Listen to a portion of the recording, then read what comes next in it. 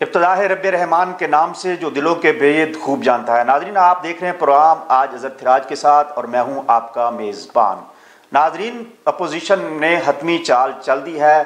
कौमी असम्बली में तहरीक अदम एतमाद लाकर वज़ीर आज़म इमरान खान को बंद गली में धकेल दिया है।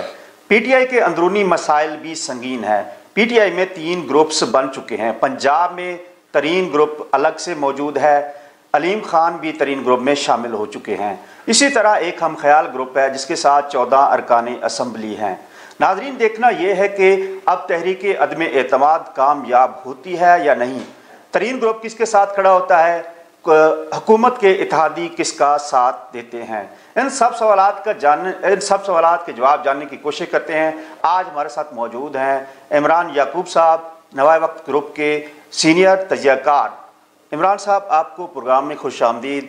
आप इस बारे में क्या कहते हैं कि अपोजिशन की ये तहरीक अदम एतमाद कामयाब होती है या नहीं, इमरान खान अपने आप को बचा पाएंगे या नहीं, और जो है उनके इत्तेहादी उनके साथ खड़े होंगे? शुक्रिया। सबसे पहले बात यह कि आपके ही प्रोग्राम में चंद रोज़ कबल मैंने एक बात की थी कि वज़ीर आज़म इमरान खान के सर पर जब तक दस्ते शफ़क़त है उनको कोई नहीं हटा सकता। ये शायद आपको याद होगा, ये चंद दिन पहले की बात है। जी, आपने ज़रूर बात की। तो अब भी मैं उसी बात पे स्टैंड है मेरा कि जब तक वज़ीर आज़म इमरान खान के सर पे दस्ते शफ़क़त है उनको कोई हटा नहीं सकता, और अगर उनके सर से दस्ते शफ़क़त हटा लिया जाए तो उन्हें बचा कोई नहीं सकता। तो मेरा इस वक्त भी यही ख्याल है कि इमरान खान साहब अपनी बिल्कुल पुरानी पोजीशन में ही है, कोई ऐसी ख़ास तब्दीली नहीं आई। अब जब तक वो ये स्टेटस उनका चलेगा दस्ते शफ़क़त वाला, वो चलेंगे और उन्हें कोई हटा नहीं सकेगा। तो अब अगली बात ये है कि अपोजिशन तहरीक अदम एतमाद ले आई है। अपोजिशन तहरीक अदम एतमाद लाना अपोजिशन का इसलिए ज़रूरी हो गया था कि अगर अपोजिशन इस वक्त तहरीक अदम एतमाद ना लाती तो वो क्या करती। आइंदा इलेक्शन आ रहे हैं, अपोजिशन पिछले 3.5 साल से कोई ऐसा खास टफ टाइम नहीं दे सकी वज़ीर आज़म इमरान खान को। वज़ीर आज़म इमरान खान अपने पूरे जैसा उन्होंने चाहा, जिस वक्त चाहा, उन्होंने पूरी अपनी मर्ज़ी की, अपनी पूरी जो उन्होंने चाहा वो उन्हें अच्छे माहौल में उन्होंने किया। कोई उन्हें प्रॉब्लम नहीं पेश आई, कोई मसला नहीं पेश आया। तो अब ये जो अपोजिशन की तरफ से आई है, टेबल की गई है अदम एतमाद की तहरीक, उसका मेरा ज़ाती तौर पे ये ख्याल है कि ये सिर्फ़ और सिर्फ इसलिए लाई गई है कि आइंदा इलेक्शन के लिए अपने वर्कर को मोटिवेट करना था, मोबिलाइज़ करना था। तो वो उसने अपने वर्कर को मोबिलाइज़ भी कर लिया है, मोटिवेट भी कर लिया है। इस दर तक तो वो अपोजिशन कामयाब हो गई है। लेकिन जहाँ तक बात है तहरीक अदम एतमाद की कामयाबी की, तहरीक अदम एतमाद तो बेनज़ीर भुट्टो के ख़िलाफ़ नहीं आज कामयाब हो सकी, जबकि हर चीज़ उस दौर में हर चीज़ बेनज़ीर भुट्टो के अगेंस्ट जा रही थी। इदारे सब कुछ, हर तरह की तमाम तर कोशिशों के बावजूद बेनज़ीर भुट्टो के खिलाफ अदम एतमाद की तहरीक कामयाब नहीं हो सकी। तो ये तो सिनारियो बिल्कुल डिफरेंट है। यहाँ तो सूरत हाल बिल्कुल मुख्तलिफ है। इमरान खान 2, 2.5, 3 साल 3.5 साल में क्या ऐसा तब्दीली इमरान खान में आई है कि एकदम इदारे उसके सर से हाथ उठा ले, या इमरान खान को अचानक अपना इस्टेब्लिशमेंट इमरान खान को बुरे क्यों लगने शुरू हुए? इमरान खान ने ऐसे क्या हरकत की, क्या ऐसा काम किया? इसमें एक जवाब पेश किया जा रहा है कि इमरान खान को दोस्तों ने रोका था कि आप इस वक्त मास्को ना जाए, तो वो चले गए। और दूसरा, उन्होंने बात कर दी है यूरोप के खिलाफ और अमेरिका के खिलाफ। ये चीज़ें वो जवाब बनाया जा रहा है। अच्छा, ये भी मैं आपको एक बात वाज़ेह कर दूं कि ये यूरोप अमेरिका की जहाँ तक आप बात कर रहे हैं, यूरोप अमेरिका के लिए इमरान खान कोई थ्रेट नहीं है। इमरान खान तो सूटेबल पर्सनैलिटी है यूरोप अमेरिका के लिए, और स्पेशली यूरोप के लिए तो इमरान खान एक बेहतरीन पर्सनैलिटी है। इमरान खान, मैं बल्कि ये समझता हूँ कि इमरान खान को यहाँ तक पहुँचाने में यूरोप का बड़ा किरदार है। तो यूरोप अब अचानक इसमें क्या तब्दीली आ गई कि इमरान खान को वो हटाएं? क्यों हटाएं? उनके लिए आगे चॉइस क्या है? कोई चॉइस नहीं है। ये फिर गेम का हिस्सा, ये सेंटीमेंट लेने का वो ये आप हाँ इसको ये कह सकते हैं कि ये अवामी जज्बात के साथ खेलने की एक कोशिश है कि वज़ीर आज़म को एक मौका मिल गया है कि वो, क्योंकि हमारे मुल्क में एक ये अपना रवायत बनी हुई है, एक स्टाइल बना हुआ है कि जब भी किसी सियासतदान ने कोई अवामी जज्बात को भड़काना होता है, अवामी जज्बात को अपने हक में करना होता है, तो वो अमेरिका के खिलाफ बोलना शुरू कर देता है। हमने दादा लगाना होता है उसके एक्शन से। तो इमरान खान का कोई एक्शन ऐसा नहीं है जिससे आपको पता चले कि यूरोप अमेरिका के खिलाफ कोई इमरान खान ने तहरीक शुरू कर दी। इमरान खान बहुत सूटेबल पर्सनैलिटी है यूरोप अमेरिका के लिए, तो इसलिए मैं समझता हूँ कि ये भी कोई ऐसी बात नहीं है। ये भी आपके प्रोग्राम में पहले बता चुका हूँ एक में कि ये जो दौरा था ये भी एक बाकायदा ये नहीं था कि इमरान खान ने यूरोप और अमेरिका की मर्जी के खिलाफ मास्को का दौरा कर दिया। अगर यूरोप और अपना अमेरिका ये चाह रहे होते कि इमरान खान मास्को का दौरा ना करे तो उन्होंने नहीं करना था। कोई भी जवाब बना देते कि जंग का माहौल है, हालात ठीक नहीं है, तो मैं नहीं जा रहा। तो ये बातें क्लियर कर लें कि ये सिवाय पब्लिक सेंटिमेंट को जो है ना एक भड़काने की एक सिर्फ कोशिश कह सकते हैं, या लोगों के जज्बात अपने हक में हमवार करने के लिए कह सकते हैं। क्योंकि अगर एक तरफ अपोजिशन कोशिश कर रही है आइंदा इलेक्शन के लिए अपने वर्कर को मोबिलाइज करने की, मोटिवेट करने की, तो इमरान खान को भी तो आइंदा इलेक्शन में आना है। अच्छा, जहाँ तक बात है, आपने बात की कि मास्को के हवाले से ये है कि वो दौरा कोई इमरान खान का कोई ऐसा बात नहीं थी कि इमरान खान ने एक बागी के तौर पर अचानक फैसला कर लिया कि वो यूरोप अमेरिका की ऐसी की तैसी मैं जाऊँगा मास्को और दौरा करूँगा, देखूँगा कि कौन मुझे रोकता है, क्या इसके जो भी इफेक्ट्स हों हम उसको फेस करेंगे। ऐसी बात नहीं है। इमरान खान एक तयशुदा प्लान के तहत मास्को के दौरे पे गए और यूरोप अमेरिका को कोई एतराज़ नहीं था उस पर। उनकी बाकायदा, मैं उसको अपना रजामंदी तो नहीं कहूँगा, बहरहाल उनको ऑब्जेक्शन कोई नहीं था सही इस दौरे पे। क्योंकि पहले भी मैं आपको कह चुका हूँ कि पाकिस्तान बहरहाल जो भी है वो अमरीकी ब्लॉक का हिस्सा है, सही, और पहले भी था और आइंदा भी रहेगा। जब ब्लॉक तब्दील होते हैं तो दुनिया में पता चलता है एक दफ़ा कि तब्दीली आई है। अपोजिशन कामयाबी के हवाले से बहुत मुतमैन नज़र आती है। आपने उनकी प्रेस कॉन्फ्रेंस में भी देखा कि सारे लोग इकट्ठे थे, जरदारी साहब, शहबाज शरीफ और मौलाना फजल रहमान। वो कहते हैं कि 24 अरकान जो हैं तहरीक इंसाफ के हुकूमती अरकान हमारे साथ हैं। ये तहरीक अगर कामयाब होती है तो ये कैसे होगी तहरीक अदम एतमाद? अच्छा, मैं तो आपको कह चुका हूँ ये तहरीक कामयाब नहीं होगी, लेकिन इन केस अगर कामयाब हो भी जाती है तो मैं ये समझता हूँ कि ये भी इमरान खान की कामयाबी है। उसकी बुनियादी वजह यह है कि पिछले 3-3.5 साल से गवर्नमेंट को अच्छे तरीके से डिलीवर नहीं कर सकी। जब गवर्नमेंट डिलीवर नहीं कर सकी तो गवर्नमेंट के अब ये इलेक्शन करीब आएंगे तो ये बहुत जिसके रियर चांसेस हैं। आप ये क्योंकि सवाल किया आपने तो इसका मैं जवाब भी दे देता हूँ। मैंने बता दिया कि मेरे नज़दीक तो अदम एतमाद का कोई इम्कान नहीं है कामयाबी का। तो किस बुनियाद पे अपोजिशन कर रही है? अपोजिशन को मैं बता चुका हूँ, अपने वर्कर को मोबिलाइज करना था, आइंदा इलेक्शन की तैयारी करनी है, वो उसमें कामयाब हो गई है। बिलावल ने इतना लंबा चौड़ा लॉन्ग मार्च कर लिया, पूरे अपना सिंध से लेके, कराची से लेके इस्लामाबाद तक, पंजाब से होते हुए सारे वर्कर बहुत मोटिवेट उन्होंने किया, बड़ा मोबिलाइज किया। तो नून लीग तो वहीं खड़ी है। नून लीग भी अब आ गया, पीटीएम लाएगा लॉन्ग मार्च, पीटीएम वालों को आएगा लॉन्ग मार्च, वो भी अपने वर्कर को मोबिलाइज करेंगे। और ये सारी पार्टियां अपोजिशन की ये कहेंगी आइंदा इलेक्शन में कि हमने कोई कसर नहीं छोड़ी इस हुकूमत को हटाने में। हमने अवामी सतह पे भी हर तरह का एहतजाज, जलसे जुलूस, रैलियां निकाल के देख ली। हमने इस हुकूमत के खिलाफ अदम एतमाद की तहरीक भी लाई। अच्छा, ये जो अदम एतमाद की तहरीक है वो मैं इसको उतमाम हुज्जत समझ रहा हूँ कि अपोजिशन ये पब्लिक को बताना चाह रही कि हमने कोई कसर नहीं छोड़ी इस हुकूमत को हटाने में।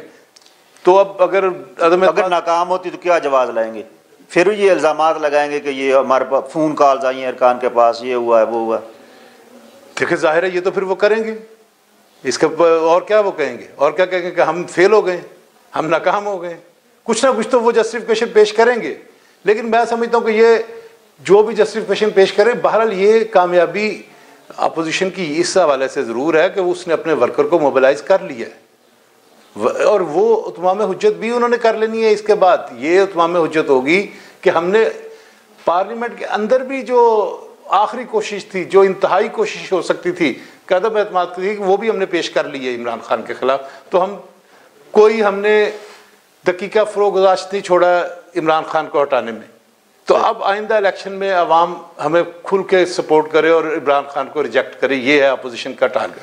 फ़र्ज़ किया इमरान खान चले जाते हैं तो अपोजिशन किसको नया वज़ीर आज़म बनाएगी? और अगला वज़ीर आज़म आता है तो कितने अरसे के लिए आएगा, और वो इन पहाड़ जैसे मसाइल को कैसे हल करेगा? देखिए, मसाइल तो हल होंगे ही नहीं इतने शॉर्ट पीरियड में। तो कोई किसी के पास अलादीन का चिराग नहीं होगा कि वो साल के अंदर अंदर तमाम मसाइल हल करके कहे जी कि ये देखें मैंने बेहतरीन माहौल बना दिया। ये मसाइल जूँ के तू रहेंगे, मसाइल नहीं बदलेंगे, मसाइल नहीं ख़त्म होंगे। उसका ये सिर्फ इतना है कि क्योंकि आप बार बार पूछ रहे हैं कि कामयाब होगी तहरीक, तो मैं फिर वो बता देता हूँ कि चलो इन केस पहले तो ये है कि कामयाब नहीं होगी, लेकिन अगर कामयाब होगी तहरीक तो ये मैं समझता हूँ कि नुकसान फिर अपोजिशन का होगा। यहाँ उलट गेम है। मसला ये होता है कि अब जब वो कोई भी, पहले तो ये इनके अपना जूतियों में दाल बटेगी ना जब ये आपस में, मतलब कि आप कहना चाह रहे हैं कि वज़ीर-ए-आज़म Imran Khan as a opposition leader बड़े खतरनाक साबित होंगे, और अगर वो खतरनाक होंगे तो क्या बयानियां लेके आएंगे? वो खतरनाक क्या साबित होना है इमरान खान का? अब इमरान खान भी 20 साल हो गए पाकिस्तान की सियासत में, कोई नए सियासतदान नहीं है, वो भी लोगों को सारा उनका पता, वो बयानियां उनका वही पुराना अपना मंजन लेके आएंगे कि ये चोर हैं, डाकू हैं, करप्ट हैं, मैं जिहाद कर रहा हूँ करप्शन के खिलाफ। वही अपना मंजन बेचेंगे, वही चूरन बेचेंगे दोबारा, उनको तो फ़ायदा होगा। ये सही माने में मैं आपको सीरियस बात कर रहा हूँ कि अदम एतमाद की कामयाबी की सूरत में इमरान खान का फ़ायदा है कि उन्हें अपना पुराना मंजन बेचने में आसानी हो जाएगी।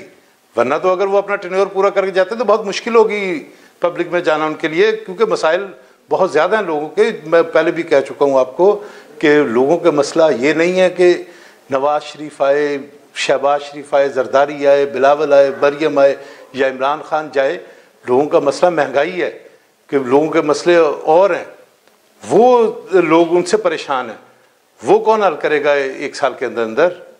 सही, ये असल बात। आप फरमा रहे हैं कि तहरीक इल्म-ए-अतमाद कामयाब नहीं होगी, लेकिन सूरत हाल जो PTI में नज़र आ रही है उसमें 3 ग्रुप बन चुके हैं। एक तो तरीन ग्रुप है, उसके साथ भी तकरीबन 19-20 अफराद मौजूद हैं। दूसरा ग्रुप है हम ख्याल ग्रुप, जिसमें 14 लोग मौजूद हैं MPAs। इसी तरह अलीम खान भी अपना एक दावा कर रहे हैं कि मेरे साथ भी काफ़ी सारे लोग MPAs मौजूद हैं। तकरीबन ये 50 लोग बनते हैं।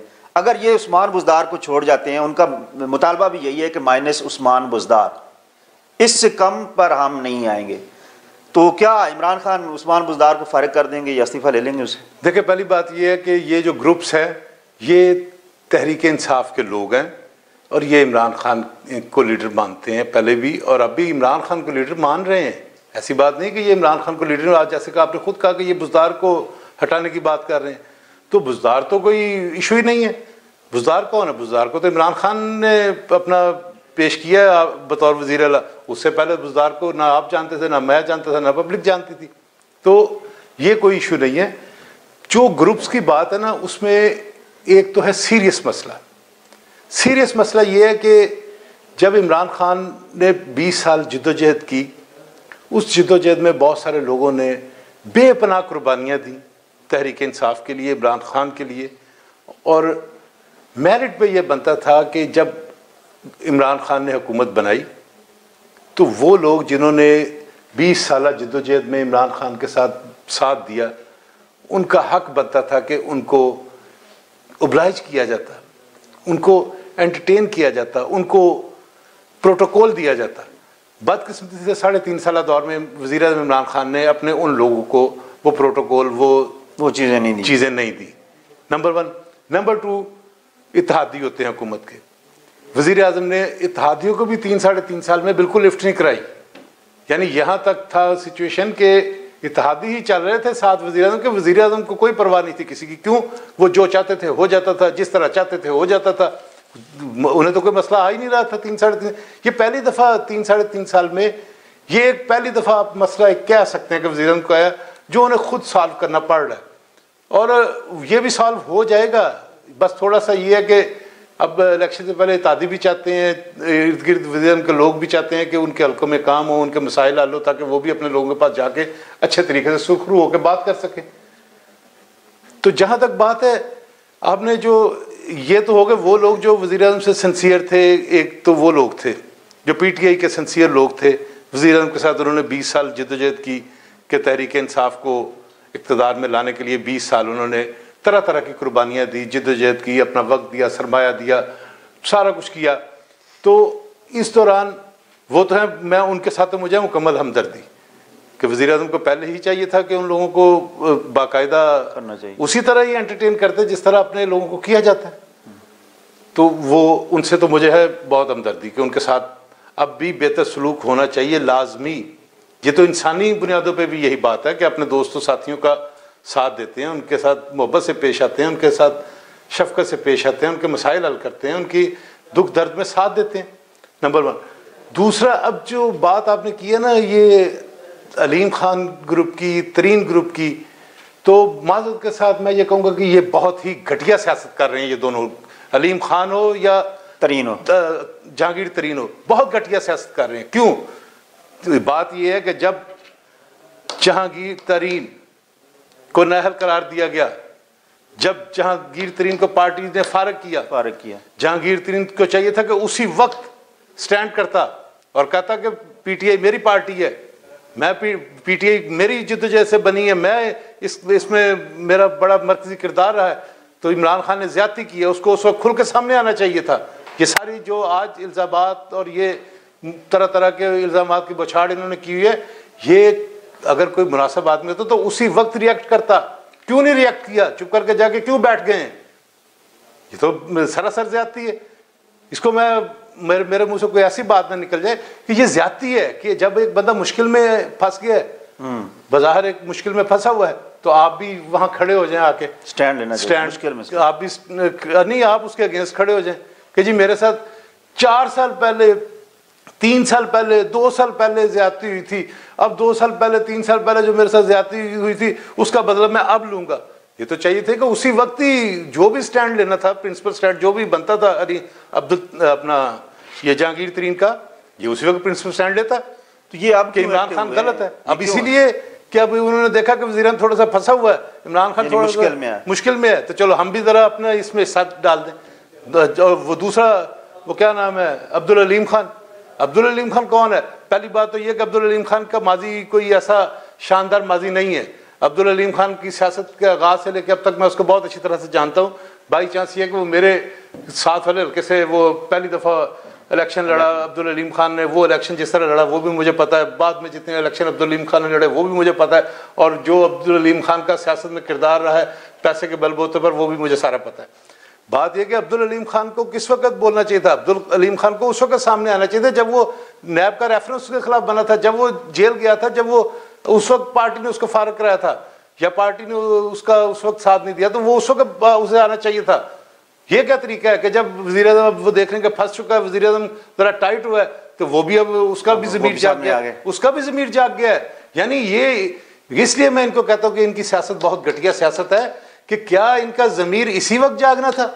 इनका ज़मीर जागना था तो उस वक्त जागना चाहिए था जिस वक्त ये इनके साथ हो रहा था ये सारा कुछ, जब ये जेलें काट रहे थे, रेफरेंस मान रहे थे, जब नाअहलियाँ इनकी हो रही थी, उस वक्त इनका ज़मीर जागता, ईमान जागता, तब मैं इनको कहता कि ये लोग ठीक है, इनका ज़मीर जाग गया, इनका ईमान जाग गया, या ये राइट पे हैं।